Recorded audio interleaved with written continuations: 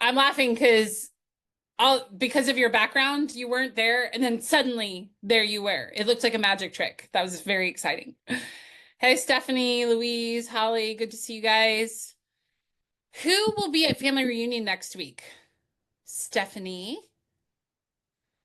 Anybody else? No? What? This makes me sad. Well, let me tell you, because some people are watching this recording and you will hear this and you might be there. Um, I probably should have pulled this up. I'm gonna do something weird. I'm gonna share my Facebook on screen real quick, but it's because I just put a little post of where I'll be when. And there's a gathering, there's a networking room that I reserved. And in my head, I was thinking it was 4 people from this class. So let me show it to you real quick. I think only Stephanie is the one right now that'll be there, but again, maybe some people on recording. But if you want to take a picture of this real quick, this right here, where it says networking meetup, drop in, connect and catch up. This is a room. I think this is cool. Maps said we have limited space. First one to sign up gets it. And I woke up early in the morning to sign up for it. But they have snacks and they have room for about 30 to 40 people. And it's a come and go kind of thing. And it's really just to connect. Like there's a whiteboard in there if we want to mastermind the world, but it's really just a place to connect. I think it's so challenging in these conferences to see everyone that you want to see, because everybody's just running around like crazy. So that's a spot for sure. So 4 o'clock on Wednesday, the 19th, please come see me. And it's not a class, it's literally just hanging out. And I would really love to see you guys. So if you'll be there, would you please come? That'd be fun. What I don't want to do is tell Maps, yes, I want to be one of the very few that actually gets a networking room and then have nobody show up. That would not be good. So please come. I'd love to see you, give you a hug, take a picture, all the good things. So let's jump into today. How many of you would like to have 70 to 80% of your appointments show up? Anybody? And then what about 90 to 95% of them sign and hire you? Anybody? Yeah, industry average is about 80%. And so for signature and using the techniques I'll give you today, we usually see 90 to 95%. What I will say is not only what I'm teaching you today. So for example, today I'm going to teach you how to set up the appointment to get the signature. But also, can we just agree that you'll have to make sure you pre-screen your people properly? That's going to be a factor, right? So it's not like only today's class affects whether or not they hire you, but certainly today is part of it. A major part of it, actually. Oh, I'm just reading the chat box. Susie, you're leaving Wednesday around noon. Well, at least you'll be there for part of it. I'm sure you have a good reason. I'll miss seeing you, but maybe we can see each other Tuesday. Yeah. If you got the graphic, there's spots I'll be on Tuesday. So that would be awesome. Okay, well, let's go ahead and jump in and get ready to take notes, whether you use the workbook I gave you or you want to take notes on your own. Doesn't matter to me. Just take some notes. Here's our disclaimer that we put up every week to make sure you stay legally safe. So make sure you're doing the TCPA. Do not call compliance. Make sure you're in compliance and all that good stuff. All right, so today we're going to do a quick reminder on the foundational order of a conversation. Then we're going to talk about how to set appointments that actually show up. And then what do you do if those options don't work? Okay. Oh, Susie, that's a good reason. Susie said her son's graduating from boot camp. That's why you're leaving early. I think that's acceptable. I mean, that's kind of a big deal. So I totally support. All right, so let's get into it.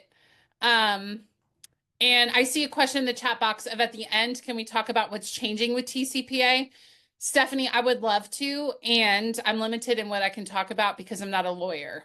So my heart, yes. My brain, no. But that's where your local broker, like there's people talking about this, but just make sure they're local to you, because you want to make sure you have the local info for yourself. And it might depend on your questions. So we can bring it back at the end. Yeah, I just heard there were changes and I don't know anything about it. That's all I heard. So I just don't know anything. So I just thought if I could broad stroke it, but if you can, I understand. Yeah, I wish I could.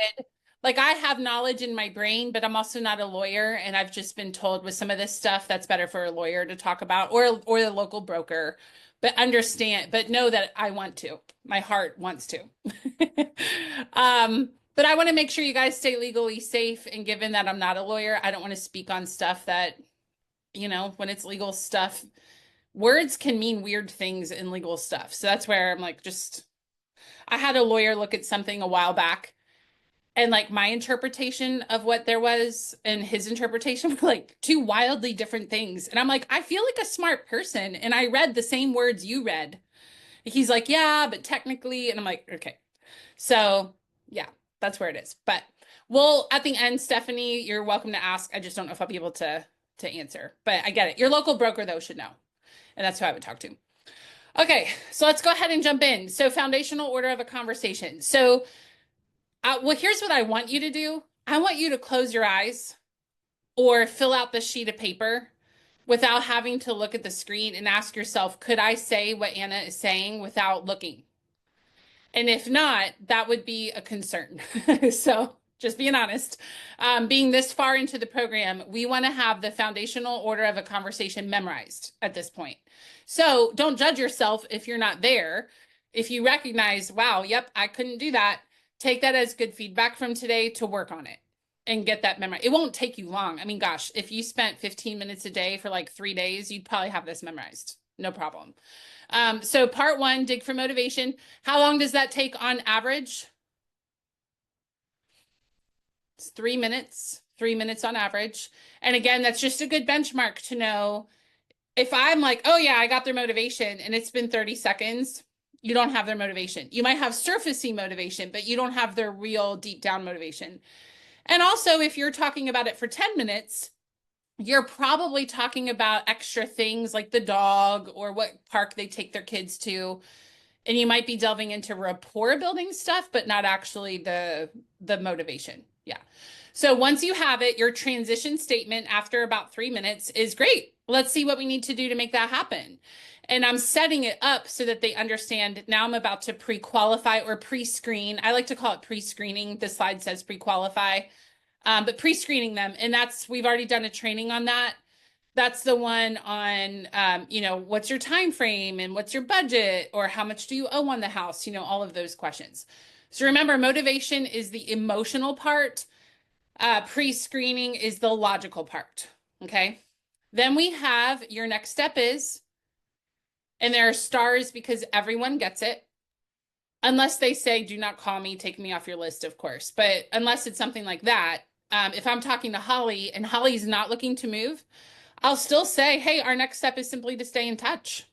So I want to have in my head that every time I hang up with someone, every single time, unless it's a take me off your list situation, I'm going to say, here's the next step. And it could simply be stay in touch and then give it a deadline.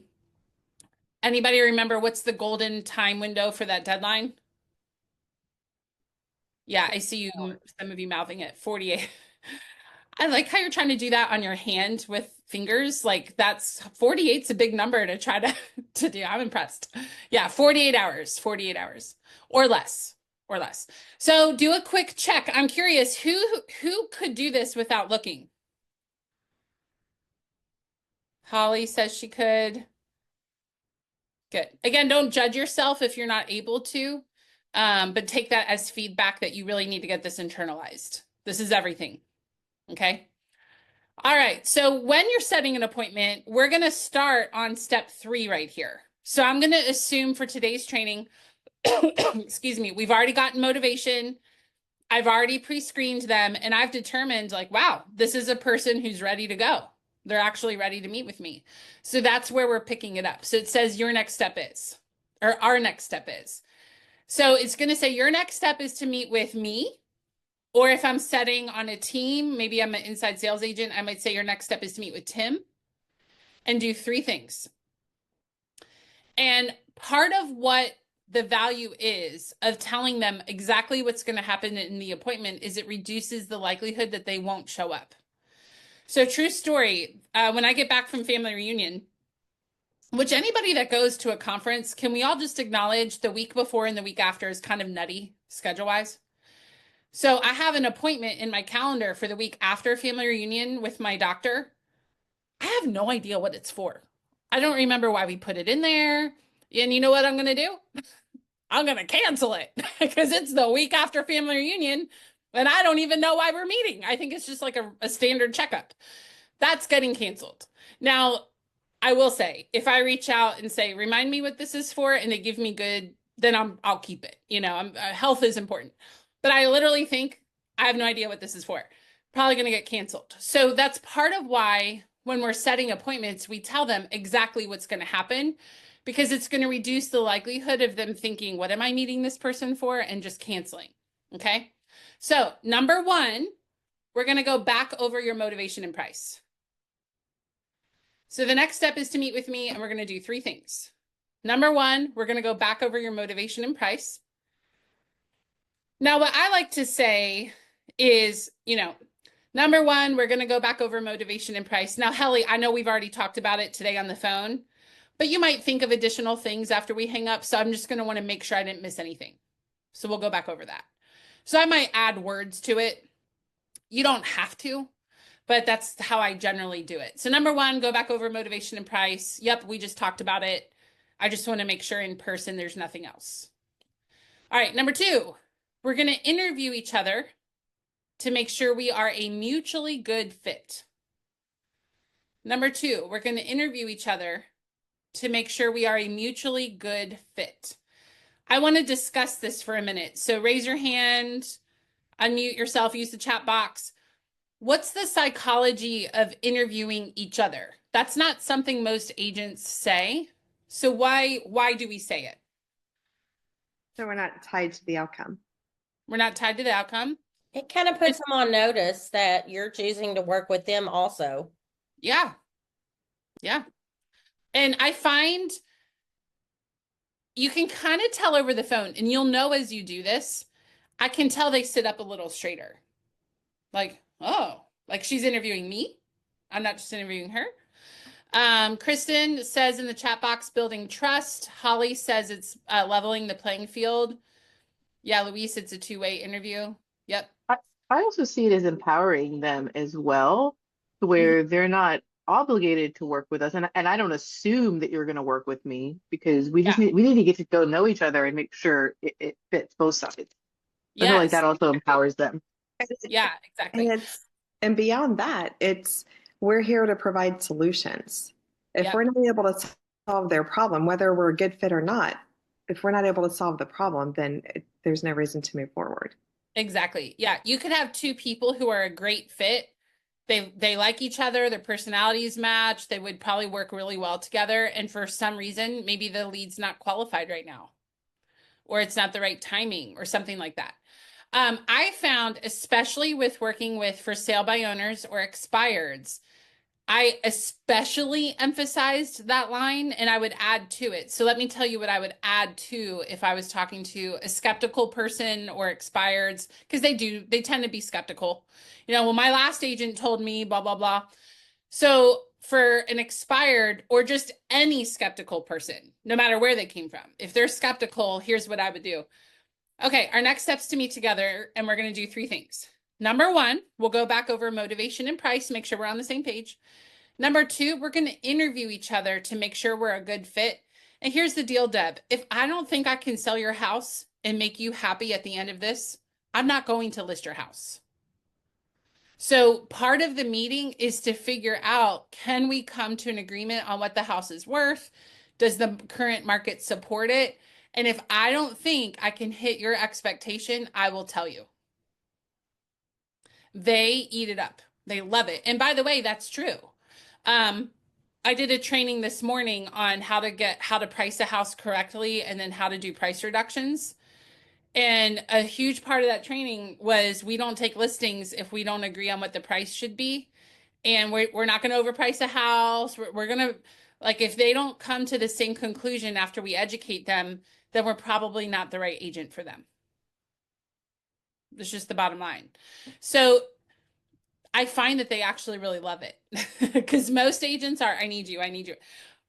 Have we not seen how many dating analogies there are in lead gen, right? Who's the most attractive person? The one that's like, nah. So you're going to be, as an agent, nah, I don't really need your business. And I'm kind of joking with you, but you all catch what I'm saying, right? And it also shows I'm not desperate. Now, listen, you might feel desperate. You might know I don't have any listings right now, but you don't want that to come across in this meeting, okay? Because it actually does, it increases your value when there is an element of I'm interviewing you as well. Let me tell you one quick story. Sorry, I know I'm up and down with the slides. I've shared this before, so if you've heard it before, just act amazed. But if you haven't taken the class, this will be new. But a system we had back in the day, our team did not, the agent never saw the house before we listed it and priced it. So what I did as the inside sales agent is I was the one who previewed the house. So as not the agent, I did. And I went to a house to preview, and the lady was expired from another agent. So she was kind of like, oh, agents, you know. So I show up and she was expecting our male listing agent. Well, I show up and I'm obviously not Haro. Okay. I'm Anna. And she's like, I thought the agent was coming today. And I just looked at her, and you have to match their energy. Now, not in a rude way. She was being very rude. I'm not going to be rude. But I matched her directness, and I said, well, you have me today, and this is part of our process. I'm here to interview you as much as you're interviewing me today. And I remember standing there, and I just looked her straight in the face. And I just waited to see how she responded.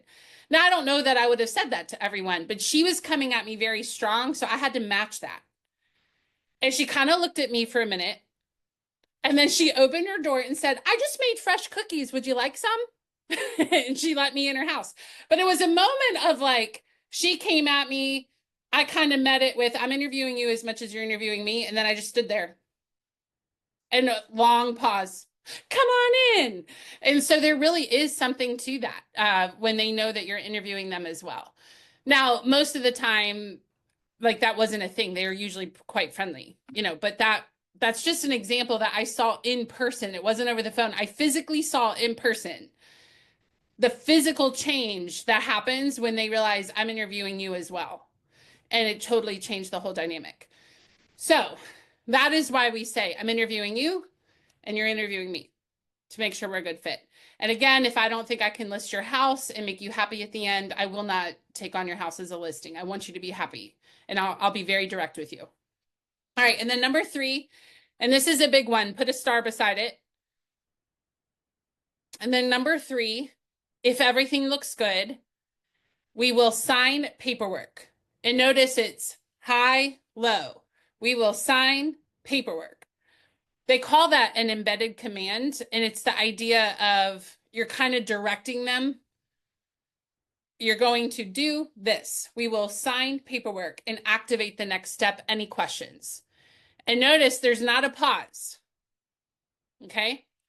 What it is not is, and then number 3, if everything looks good, we'll sign paperwork. And then pause. They're going to fill it in. So instead it's, and then number 3, if everything looks good, we'll sign paperwork to activate the next step. Any questions? And if you say it like that, doesn't that exude confidence? Like, okay, they know what they're doing. Like, I trust this person to guide me. So understand what I'm teaching you it is sales technique, but it's also, you want to take really good care of your clients, and they need to feel like you have the knowledge to take care of them. Okay. I went to, not to be personal, but I think a lot of you know I had pneumonia after Hurricane Helene. It was a whole thing. I was doing relief efforts and I breathed in something weird and I got an abscess in my lung, and then I had pneumonia and I'm still dealing with it. Have you ever noticed when I'm teaching that I sound a little breathless? I don't know if you've ever noticed that. So in fact, those of you that were at the Inspire event in November, you probably noticed I was sweating a ton and very breathless. Well, I had a thing in my lung. That was the problem. So I just went to the doctor, and I will tie all this back to what we're talking about. And I told him, I was like, I feel better, but I'm like breathless sometimes and I can't, like, I don't know what the deal is. Is it because I need to get in the gym more? Like, I don't know what the deal is. And unfortunately, he said, you have scar tissue from that abscess and it's shrinking your airway. He said, where that scar tissue is, it's in just the wrong spot. It's pressing on your airway. So you literally have a smaller airway now. Awesome. And he said, that's probably something that you'll deal with for possibly forever, but here's what we can do. Now, guys, that was a little bit of a scary appointment last week. Okay. To find out, like, I speak for a living and you're telling me I might be short of breath all the time, always. That's not a good feeling. Not even as not a public speaker. Like, that's just not cool. And what I appreciated is he then said, here are things that we can try to help make it better. Now, if he had said, so I think maybe we should do this. Do you know how I would have felt in that moment? Like anxiety rising, like, oh gosh, he doesn't seem like he really knows what to do. But he actually said, like, I am a specialist. I seriously deal with this all the time. Now, not the particular spot of my the scar tissue, but he was very like, this is my thing. And this is what we're going to do to see what we can do to fix it.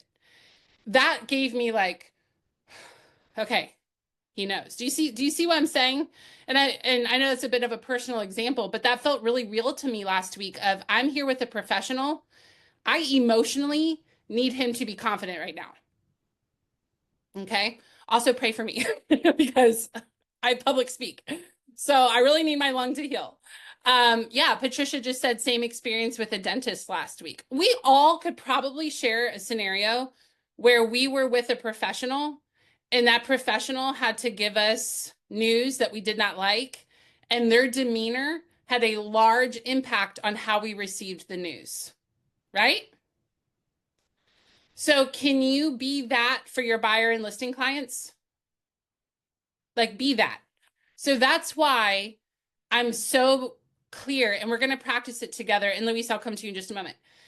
That's why, and I'm going to do it from the top, and then we're going to practice number 3 together. That's why we say your next step is to meet with me and do 3 things. Number 1, we're going to go back over the motivation and price. Number 2, we're going to interview each other to make sure we are a mutually good fit. And then number 3, if everything looks good, we will sign paperwork to activate the next step. Any questions? That is the, I'm in the doctor's office and I need you to be confident moment. Okay. Now, if they say questions about, what do you mean sign something, blah, blah, blah, then I'll say, oh, well, we'll talk about that more in person, but it's essentially paperwork that explains our relationship working together. And that usually, okay. If everybody can make sure you're muted, I can't figure out who's unmuted, but it's creating a lot of background noise. So just make sure you're muted, please. The other thing here is, there we go. We will talk about this more in the program, but something that I've alluded to is if they say, hey, do you have a stager? Yes, that's something we provide for all of our clients once we agree to work together. Do you have a contractor? I need to paint my house. Absolutely. I have contacts galore. That's the kind of thing I'll provide for you once we agree to work together. Hey, can you set me up on a search for my neighborhood that I want to live in? Absolutely. I'll put you on a general search right now. Once we meet and agree to work together, I'll make it super specific for you. So do you see how if I'm saying that all throughout the conversation, when I get to this part about paperwork, I could also say, and then number 3, if everything looks good, we'll sign paperwork to activate the next step. And that's also when I'll be able to give you our vendor list and get you in touch with the stager. I have no idea. Please make sure you're muted. Jerry, you keep coming unmuted and I keep muting you and then you come unmuted. So please make sure you're muted. Thank you. And so that's where, if you're doing that throughout the whole time, it makes it easy to say all the things that we've referred to, that's what you'll get access to once we agree to work together. Okay. All right, Louise, go ahead real quick. On after you say number 3 and you ask any questions, is it intentional that there is not a question mark there? Oh, yes, because I want you to say any questions. Not any questions, it's any questions. Because we have naturally an upswing when we have a question mark. Yep. Yeah. Yeah, good catch. Good catch. You're the only person that's ever asked me that question. Yeah, any questions? Any questions? Yep. And here's the thing too, when you're on the phone, remember a good conversion rate is 5%. When you're in person, a good conversion rate is 80%, 80 to 90. So please remember, you do not have to convince them to sign with you on the phone. You're not, if they have a question about what does it mean or what do you mean paperwork, keep it light. Oh yeah, it's just paperwork that outlines our working relationship, and we'll talk about that more in person. But what I'm doing is I'm kind of poking them a little bit to see, are there any objections that pop up so that I can practice those before I meet with them. So for example, if I'm talking to Kristen and Kristen's like, what, paperwork?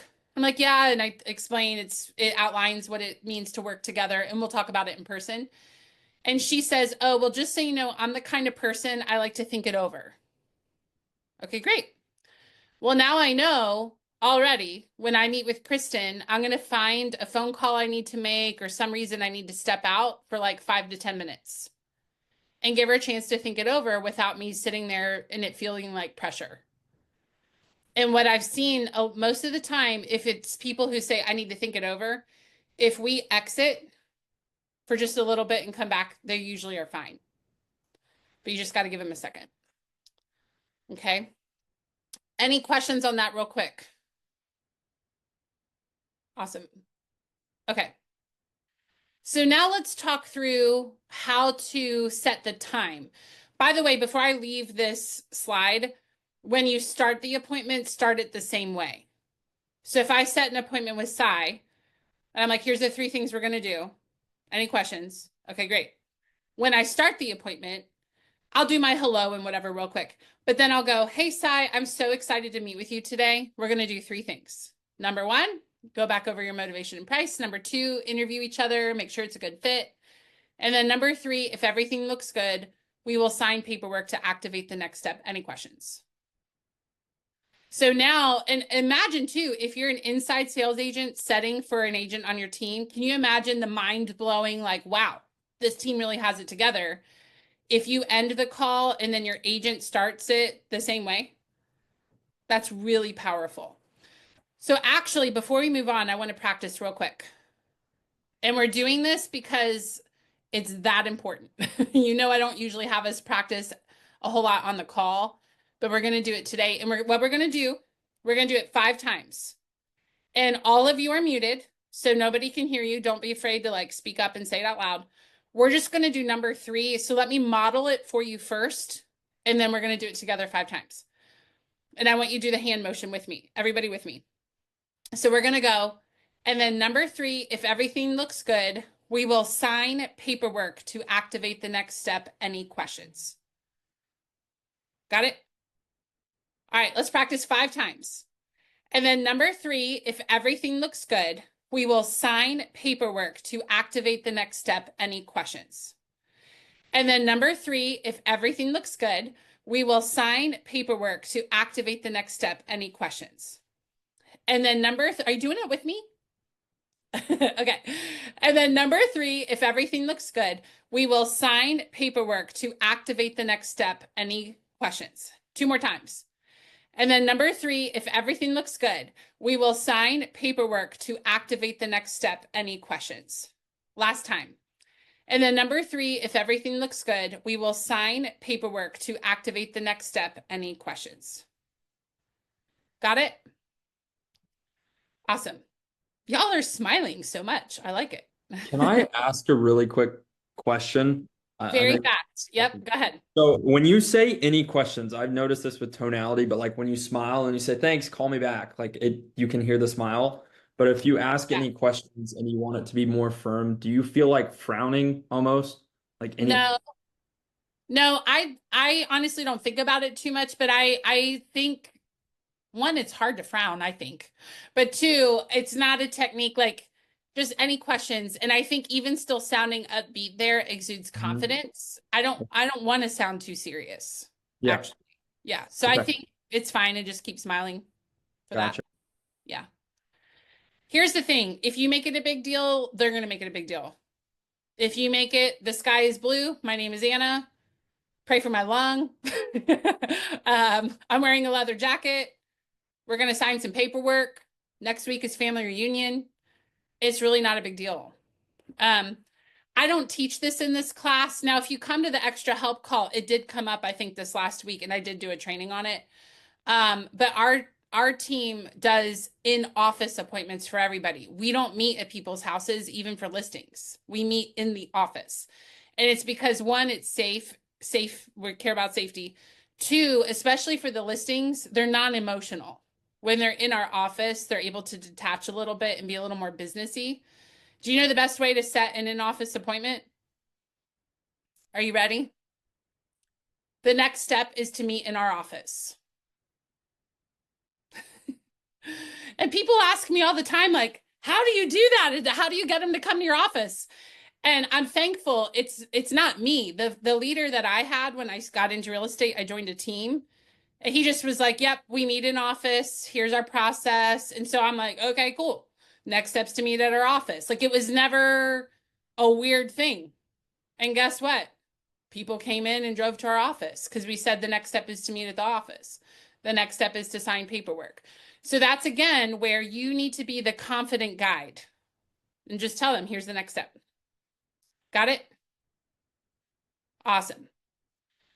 Okay, let's go on now to how to actually pick a time.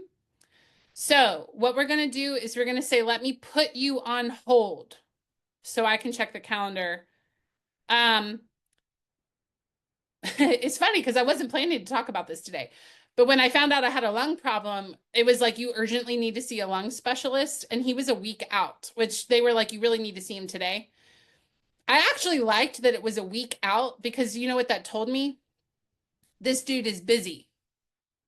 And I want the busy lung specialist if I have a problem. So I actually liked that it took a minute to get in to see him, even though it was a little inconvenient at the time. But that told me he's good. That's what that tells me. So let me put you on hold so I can check the calendar. And that lets them know whether your schedule is wide open or not. They don't need to know that. Just let me put you on hold and check the calendar. All right. Looks like I can carve out time. And that language is very intentional. The purple words are that way so they stick out to you. Don't breeze over that. We can carve out time. And obviously you can put this in your own language, but this language I know works very well. So it's what I use. So it looks like we can carve out time here or there. The screen says 2 or 4. Obviously pick whatever, but just make sure it's within 48 hours. So it looks like we can carve out time at 2 o'clock today or 4 o'clock tomorrow. Which one will you commit to? Which one will you commit to? And could you say which one is best for you? You could.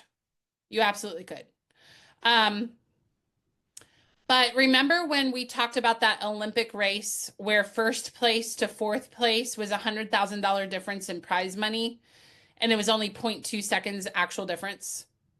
And we talked about the power of small things. That's a small thing move. Which one is best for you? There's nothing wrong with that. That's actually fine. But I want you to be the gold medal winner. So which one will you commit to? It's just stronger language. Okay. And then, you know what? I'm going to say the last paragraph to you before I put it up there because I want you to hear me and not be distracted. And I'm paraphrasing it. I might not get it word for word, and that's okay. Here's the gist of it. Okay. So which one will you commit to? And they tell me. And then I'm going to say, okay, Stephanie, what I'm going to do is mark this spot for you and save it. What that means is anyone else who calls me and wants to meet with me, I'm going to have to tell them no. So can you think of any reason you would not be able to keep that commitment? And what I'm doing, and I'll put it up now for you to fill in your blanks, is what I'm doing is I'm letting them know the ripple effect. Haven't you ever had people no-show you and you think, gosh, had I known they weren't going to show up, I could have done X, Y, or Z. Or I could have met with that client that wanted to meet today and I told them no. And now I actually could have because this guy didn't show up. We've all had that, right? So that's what this paragraph is all about. is I'm letting them know there is an impact. You know, if you don't show up, there are other people that might have wanted to meet with me and now they can't. So can you think of anything? Now, I like to have my voice kind of up here. And remember, this is at the end. You should have a lot of rapport at this point. We're wrapping up a conversation. So again, it sounds like, hey, I'm going to save this spot for you. What that means is I'm going to turn away anyone else who wants that spot. Is there anything you can think of that would prevent you from keeping that commitment? Now, this isn't in your notes, but I'll tell you what the most common thing is that I find. It's picking up the kids from school. That's the most common thing that I run into. Every now and then it's, I don't know, I got to talk to my boss, you know, that kind of thing. So what I like to do is say, okay, I'm going to put you down in pencil. And this isn't in your notes, but maybe jot this down somewhere. What I'm going to do, Elise, is I'm going to put you down in pencil. How soon can you check so I can put you down in permanent marker and like secure that spot for you? And so I'll say it again. I'm going to put you down in pencil. How soon can you check so I can put you down in permanent marker? And at least between now and then, if someone calls and they're a definite for that spot, I'll give it to them, but I'd rather save it for you. So how fast can you check? And real talk, in my experience, they'll say, oh, I could talk to my spouse tonight at dinner. And I like to say, could you text him right now real quick? Oh yeah, I could do that. And it's amazing how fast they'll get on it. It's almost comical. How quickly they can get on that. So that's the idea there. So that usually works. What I'll tell you is what's here on the screen, this usually is what works. You don't usually need much else. But let's say you have someone and they're like, oh, I really can't come in. Like if someone called me today to set an appointment, I would not be able to meet with them till after family reunion. And that's 100% legit. It's not me brushing them off, right? You will have clients like that. So some backup options is you could say, well, what works better for you, beginning of the week or end of the week? And I'm going to take the screen down for a minute so you can see what we're going to do is we're going to funnel them. We're going to start broad and then bring it in. Okay, we're going to funnel. So you could also say, like today is Wednesday. I could say, does middle of the week or end of the week work better for you? Because I do want them within 48 hours. So if I say beginning of the week, I'm going to make it hard today, Wednesday, to get them in within 48 hours. So beginning of the week or middle of the week, end of the week. Okay, early afternoon or late afternoon. And notice I'm not saying morning because that's when I lead gen. So that's intentional. So early afternoon or late afternoon. And then whatever they say, I'll offer them something in there. So if they say late afternoon, I might say, okay, how about 3 o'clock or 5 o'clock? And because they kind of funneled, I should now be offering them something in the window that works for them. What you don't want to do is just go, so when are you free? What I find a lot of people will be doing this, and the moment they get any ounce of pushback, okay, well, when are you free? And again, wouldn't that be kind of weird if a lung doctor did that or your dentist did that? It almost undoes all of the value building you did in the first place. Because now you're like, I'm actually free all day. So when works for you? So you don't want to do that. Okay. So that's kind of like option one. So again, real talk. I cannot tell you the number of times that people are like, ooh, that won't work. And I'll say, okay, well, let me put you on hold again, check the calendar again and see what I can figure out. And you know what a lot of them will do? They'll confess and they'll say, I can make it work. I just usually watch whatever show at that time. I can make it work. So that's why I say, please don't just immediately, the moment you get pushback, please don't turn into, sure, well, when are you free? You'll learn as you do this. You'll get your own collection of stories like I have by doing this, because you'll notice the comical things. You'll say, ooh, I don't know, let me check the calendar. I'm going to need to put you back on hold. And Deb, somebody's going to say, oh, you know what? I actually can. That's just usually when I take my dog for a walk. But you know what? I can move it. And my takeaway was, why was I about to sacrifice my Saturday morning because you usually take your dog for a walk at 3 o'clock? You know?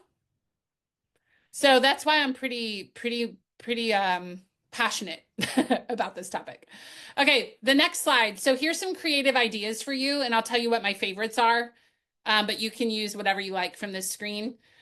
So I like to say, if somebody's like, ooh, yeah, that won't work, or maybe they say, well, I work till 5, or whatever it is. I like to say, well, if you had a doctor's appointment, how would you work that out with your work schedule? And by the way, most people aren't trying to be difficult to set an appointment with. They just don't think of these things. What I've noticed is they think I work 9 to 5, so I'm never free during 9 to 5. And they're just not thinking about the fact of like, oh yeah, I guess if I had a doctor's appointment, I could just leave work early. They just don't think about it. So we've got, what would happen if you had a doctor's appointment? What would you do if the school called? So if you know they have kids, you're just helping them think outside the box. So how would you handle it if the school called and needed your attention during the day? One that I really like, these next two are my two favorites.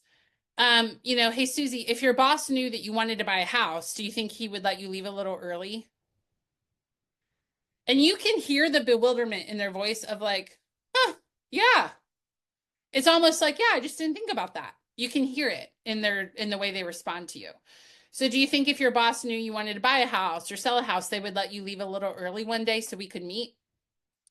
And then my favorite one, so the leave early is my second favorite. My favorite one is lunch break. So especially because most people will say, well, I work from here to there, so I can't meet with you ever. And now they're an evening or a weekend person, which by the way, that's going to be tough if you're helping them buy and sell a house. Like they're going to have to get used to the fact that they can't only be an evening and weekend person, right? Right. So I love to say, well, what about your lunch break? Like by law, everybody has to have a lunch break if you're working certain hours. What about, I don't care if you bring your lunch and we have lunch together, or you eat lunch while I do my thing, that's fine. And again, you can hear them like, oh, yeah, okay, yeah, I can make that work. So you can get a lot of appointments that way. So again, leave early or lunch break, my two favorites, but any of these should work on the screen. And here's the deal. If none of what I've taught you today is working, very likely you have a motivation issue.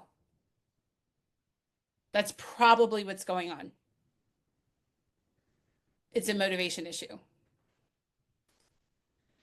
In which case I would just go back and talk about motivation. But if you've done, if you've done this and that doesn't work, and then you did this and that doesn't work, and then you did these and those didn't work, you may just have somebody who's not that motivated. Okay. And it could be, I did have somebody once he was a surgeon, and use your emotional intelligence here, right? Like I could tell throughout the whole engagement with him, he was very engaged. He was very receptive. He was like, I had no reason to think he wasn't interested. And he was like, with my schedule with surgery, I literally it's going to be a couple weeks because that's just my schedule. Well, that wasn't the norm. But with that guy, I remember thinking he's legit. I mean, I understand. I really think he doesn't have a normal job where he can just say no surgery today, So use your emotional intelligence in this, but overwhelmingly, the majority of the time, what I gave you today should work if they are motivated. And if they are not motivated, we need to have that conversation. So let's hold off on questions for just a second. I would love to hear a couple takeaways because somebody else might learn from your takeaway. So what did you hear today, or what struck you that you learned? And then we'll do questions here in just a minute. So what's your takeaway? Yeah, go ahead, Holly. So it's actually a takeaway from last week, so sorry, but I had like a bit of a dry spell with appointments. I didn't know what was going on. And Yeah. I was like, my leads are crap. Like I have such terrible leads. Like nobody wants anything to do with me. And I did the paper with the 1098.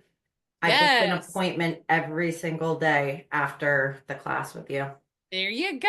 Every I'm single so day. excited for that. I was so excited. Isn't I that showed my so boss. weird? Yeah, and I said she was coaching somebody that was having an issue booking appointments, and she did this, and it like fixed it. Yep. And he's like, "That's amazing!" Like, so I'm always like, "Yeah, this is what I learned." But every single That's so day, I cool. keep going. Yeah, I would love to know all the psychology behind it. And I don't know. I just read in a book to do it. And then I noticed when I did it and when clients do it, they hit the goal. I think it's fascinating. I coached a guy earlier today. He's in another industry. He sells tech stuff. I actually don't understand what he sells because it's like super detailed tech software, but we're helping increase sales. And he had 26 people to sign in like 2 weeks, which that's astronomical. Okay. So I said, put a countdown. we need a countdown. So he did 26. Well, he ended up getting 21 and he never gets 100%. Like it's not realistic to expect 100%. So he got 21 out of 26. That's like the most he's ever done in 2 weeks. And, it was a countdown. I asked him. And then today I was like, well, what's your February? He's like, I already got my countdown up there because that worked. So if you're not doing a visual countdown, you're missing out. So make sure you're doing that. Okay, Susie, what's your takeaway? And again, we'll do questions here in just a second. And Luis, your hand's raised, but I think it's from before. I just want to make sure. Okay, Susie, go ahead. Oh, you're muted. I like the section that you had, the get creative with their work schedule, to if their boss would let them or the lunch break. Yeah. I like that instead of, because thanks. Yeah, you're welcome. Yep.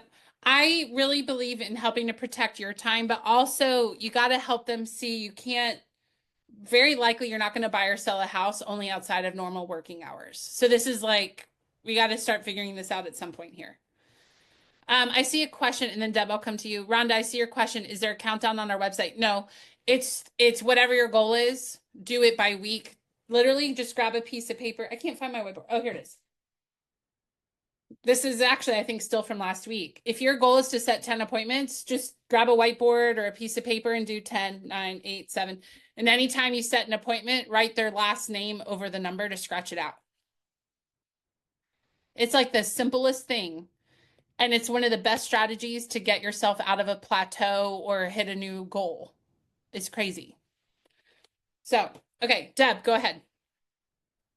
Is it okay to ask a question now or more? Not just yet. I want to keep Okay. doing All right. takeaways. We'll do questions in just a second. We still Well, have I do have a takeaway, which is this is all helping me to be more firm, just more crystal clear and more firm about, protecting. I think what you're helping me do is figure out how to protect the little time I have left outside of business for my family, for my, to take care of my elderly mom, to, you know what I'm saying? Like the weekends and the evenings, those should be protected. Yes. Well, and Deb, I'm about to get real passionate, so just everybody be warned. But part of why I'm very passionate about this, Deb, I heard you say take care of your elderly mom. When I got into real estate, I was the only child of a single parent with stage 4 cancer, and I was her caregiver. And when I got into real estate, I told my team lead, I said, I'm not working past 5. Like it wasn't, I'm not working. Like we talked about this before he hired me. And I said, I cannot work past 5 and I cannot work weekends. And so he said, great, you can actually sell the real estate that you want to sell within working hours, but you're going to have to be really focused. So where I would get, and I truly did, like I got irritated and I had to do an attitude adjustment. But when I would talk to leads and they're like, oh yeah, I can't do that. I'll have to do Saturday. And then they didn't show up on Saturday and we're taking care of elderly parents.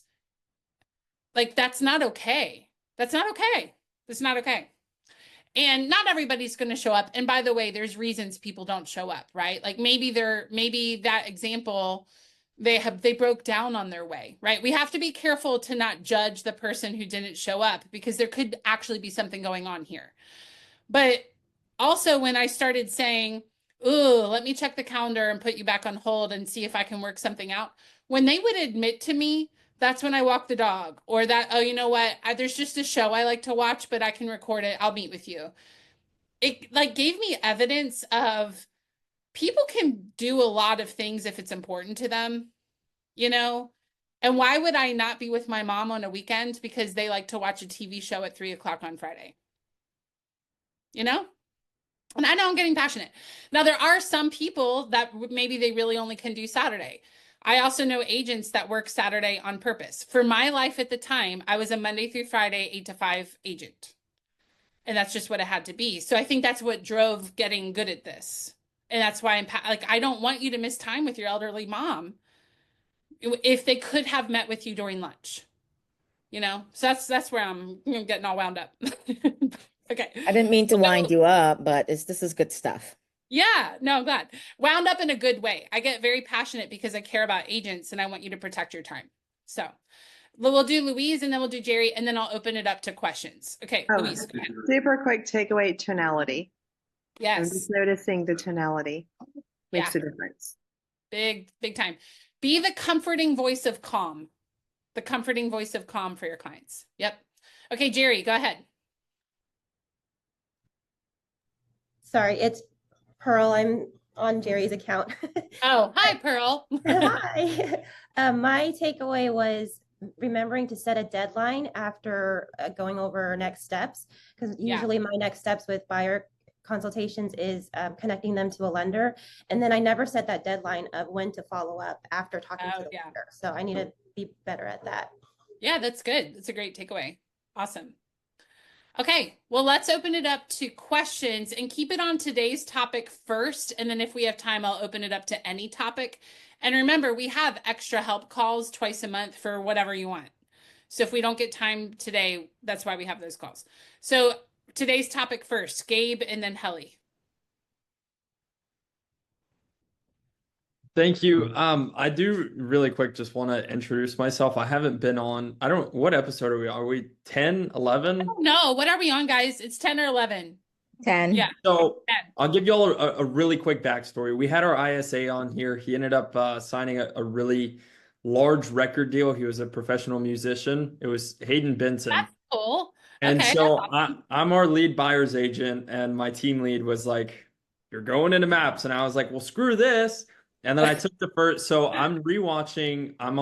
I just finished episode 3, and thanks to you, we have a bunch of old leads. We transferred CRMs from Follow Up Boss to Command, and we had a bunch of old leads from 2023, 2022. And I've been calling, and I have a whiteboard with 1, my pipeline, but 2, all your questions. And I've had so much better reactions because I was very strict on having follow-up plans, having email templates, text templates, calls, but I got really stuck and really frustrated because I was working really hard, but nothing was translating. I took the class and having the directions with the calls, because people would answer and I'd be like, where do I go? You know? And so really having the direction helped. And I feel like originally I was not, I'm not an order taker personality, but I was kind of just going with where they wanted to go. Now I'm like, okay, this is what we have to do. And okay, just so I understand, this is what you're saying. And they're like, oh, nice. Yeah, that's awesome. But my biggest takeaway from today, and I've only been licensed since August. I'm 20 years old, so it's somewhat intimidating when I'm in a room full of older people that have more experience and meeting with people that are much older than me. But really throughout the questions, just having that confidence, exuding, okay, hey, number 3, this is what we're going to do. And then like all the hand signals and stuff, it really makes me feel a lot better. Awesome. Yeah. So not necessarily a question, just more so a testimonial, but thank you for all your help. Yeah, and thanks for embracing the class. We have people, because this is a longer program. Sometimes someone leaves a team or moves into a different role, and then new people come on, and it's cool to hear the difference it's making. So that's awesome. It's making a huge difference. Hey, well, that fills my bucket. My biggest challenge being an online instructor is I'm a ripple effect or an impact person. And when you're in class, people come up and talk to you afterwards. But when you're on Zoom, you don't really get to hear. So I really appreciate you sharing that with me. Also, I should tell my lung specialist how much I talked about him today on this webinar. I swear, I think he's got to be in his 20s. But the way he shows up, he's very commanding of the situation. I just trust what he has to say. And when I went in, I was so sick, y'all. When I went in September, I think we even had this, I can't remember when this class started, but I even had to not teach. Like I've taught for 10 years. I've never had to not teach live because I was sick. That's how bad it was. And when I went in, I saw how young he was. And I just went, at first it was like how much experience, but then the way he presented himself, and he actually said to me, because I was like, I'm kind of freaked out right now. And he said, I am a lung specialist. This is seriously what I do all the time. This isn't like, it might be scary to you, but I see this all the time. And I know what we need to do. And I went to like, okay, he's got it. But it was the way he presented himself. So I think, Gabe, you're 100% right. Like being confident, knowing what to say, being a guide. They don't really care how old you are. They care about, do you know what you're doing and can you guide me where I want to go? That's what they care about. So a really quick testimonial. I'm working with these clients right now that own 8 McDonald's. They're getting ready to open 4 more. I don't know how much revenue they do a month, but I'm sure y'all can all imagine. And I had followed up with them a lot from an open house. I met them in September, and my follow-ups were good. They were good enough. It was more so like just building rapport. Like we talked about how she's allergic to cats and whatnot. And then as we started to get closer, I started taking the class and asked a lot more questions, better questions, I should say. And my lender is really good at telling me what my clients thought. And they said the only reason they chose me is because I sat there on the phone and asked all the questions that nobody else asked, which was like, there you go. That's amazing. I'm Yeah. so glad you said that. I've said that before in class that people will say, why didn't anybody else ask me these questions? But hearing it from somebody in the class that actually did it and getting that feedback is a strong testimony. So I'm so glad you said that. I hope some of you hearing this that maybe have shied away from the questions, his testimony will cause you to lean in and do it. It seriously works. Awesome. I have high hopes for you, Gabe. I think you're going to totally crush real estate. I'm excited for you. Okay, Thank Helly you. and then Susie. We've got about 2 minutes left. So Helly, go ahead. Mine's just a quick one. The confidence piece is huge, absolutely. And also for me, the reminder of getting everything in within 48 hours. I like that Yeah. timeline. Yeah, it's big. Awesome. Yeah. Okay, thank you for that. Susie, what about you? I was gonna share something similar to what he just said as far as the questions. I had an appointment. Sorry, I thought I was on camera. I had an appointment, and I don't know why I'm on camera, but I don't know why I'm not showing up. Anyways, That's okay. so I was against 2 other agents. She agreed to work with me, and I asked her why she agreed to work with me, and she said because I asked the questions that nobody else had asked. Oh my gosh, that's amazing. Yep. I'm so glad you guys are saying this because I say it, but I almost feel like if your mom tells you look nice, you're like, yeah. Like other people telling you look nice means more. And you guys sharing this, I think is really helpful for the whole class. Because yeah, it's like, even if someone says, I've already had 12 agents call me today, great. I know that I will likely stick out because of the questions. And it will make all of the people they already talked to maybe not look as good because they probably didn't. Most of them don't. So yeah, lean into the questions. Mark, I think a lot of what they're talking about just comes from the buyer seller sheets that we've shared in past classes. Okay, Marissa, go ahead. Just one quick comment to Gabe. Initially, you were saying, do you say it with a smile or whatever when you were talking about when I'm on the phone, I'm Italian, so I talk with my hands. And as I find myself, even as we were just practicing today, I'm like, and any questions? And I'm like, I don't know how, but my head was like, any questions? Like, we don't have any questions. We're just ending the sentence. Yeah, I like that. I'm very big on, I'm sure y'all could see when I was talking, but I like talking with my hands, and sometimes I can't contain myself and I'll just get up and walk out of my office and just talk. Yeah. Which, by the way, I used to teach kids as part of my summer job when I was in college, and we would teach them stories. And they said, when you're teaching kids, it would be like, okay, and then he went outside and built a house. And we would say, okay, grab your hands and let's build the house. I carried that in when I started practicing the dialogues, just to myself, like no one else saw it. But hearing how many of you use your hands as you speak and whatnot, that might be a tip for you to internalize some of this, is make up hand motions that go with the dialogues just for your practice time. And that might help you remember, because it helped the kids. Like if we talked about how it rained, I'd say, okay, everybody, let's make it, everybody, it's raining outside. And then we're going to go build the house in the yard, whatever. And it helps them remember. I know why that is. Oh, tell us. Because the more senses you incorporate into a lesson, the better the higher the retention. Well, there you go. We have so many smart people in this class. I seriously think if we had a day where we said, I'm not teaching and you all teach the thing you're an expert in, that would be a lot of fun because you all know a lot of cool things. Awesome. Okay. Well, we're at time. I hope I see y'all at Family Reunion. Now, remember, this class does not meet next week. We meet the last week of February because we're off next week.